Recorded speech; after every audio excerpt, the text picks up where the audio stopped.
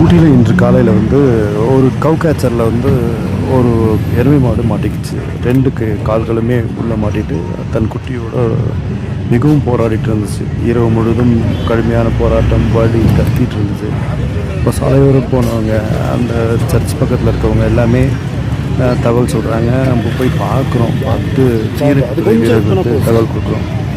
வீட்டிலேருந்து ராஜேஷ் அண்ணா சார் தலைமையில் வந்த மதியன், அப்புறம் சந்தோஷ், ராஜேஷ் எல்லாமே ரொம்ப நெருங்கிய நண்பர்கள். இது மாடோட நிலைமையை பார்த்து ரொம்ப காயமெல்லாம் படாமல் அதை வந்து அழகாக மீட்க காட்சி வந்து ரொம்ப பிரமிப்பை ஏற்படுத்திடுச்சு. அங்கேருந்து ஆட்டோ டிரைவர்கள் மற்றும் பொதுமக்கள் எல்லாருமே உதவி செஞ்சாங்க. ஒரு கால்நடையின் பார்க்கல அதுக்காக உதவி செஞ்சாங்க.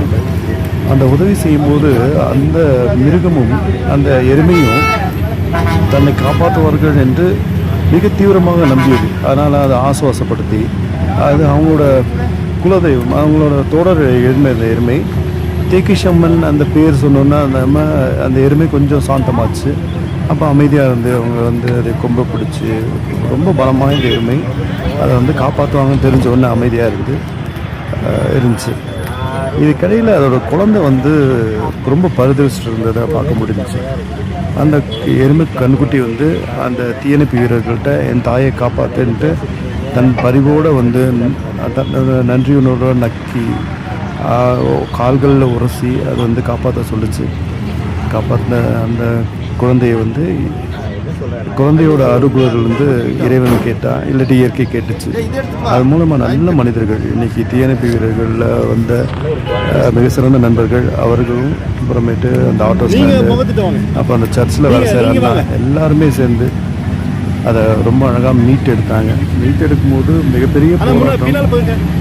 ஒரு உயிரை காப்பாற்றுறதுக்கு இந்த இயற்கை வந்து பல நபர்களை இக்கட்டான நேரங்களில் அழிக்குன்றது வந்து அது நீதி. அதை வந்து இந்த எருமையோட வாழ்க்கையில் பார்க்க முடிச்சு.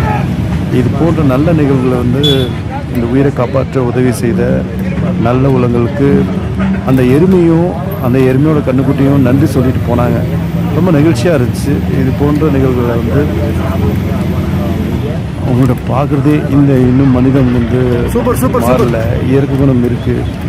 இயற்கையோட சக உயிர்களோட இருக்க வழிகளை வந்து மனிதர்கள் உணர்ந்து கொள்வாங்கன்றது மிக தெளிவாக தெரிஞ்சிச்சு. இந்த எருமையை மீட்டு உதவி செய்த நல்ல உள்ளங்களுக்கு நன்றி.